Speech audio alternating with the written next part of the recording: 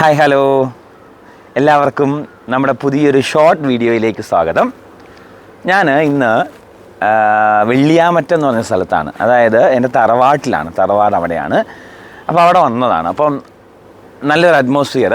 അപ്പം നിങ്ങളോട് കുറച്ച് കാര്യങ്ങളൊന്ന് പറഞ്ഞു തരാമെന്ന് വിചാരിച്ചു.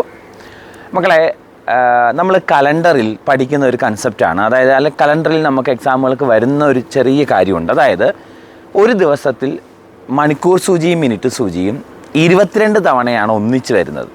എത്ര തവണ? 22 തവണ ഒന്നിച്ച് വരും. 22 തവണ മണിക്കൂർ സൂചിയും മിനിറ്റ് സൂചിയും എതിർദിശയിൽ വരും. 44 തവണ ഈ രണ്ട് സൂചികളും നേർരേഖയിൽ വരും.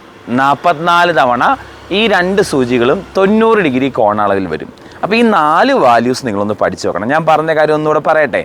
അതായത് ഒരു ദിവസത്തിൽ മണിക്കൂർ സൂചിയും മിനിറ്റ് സൂചിയും 22 പ്രാവശ്യം ഒന്നിക്കും, 22 പ്രാവശ്യം എതിർദിശയിൽ വരും, 44 പ്രാവശ്യം നേർരേഖയിൽ വരും, 44 പ്രാവശ്യം 90 ഡിഗ്രി കോണളവിൽ വരും. മനസ്സിലായല്ലോ? Thank you.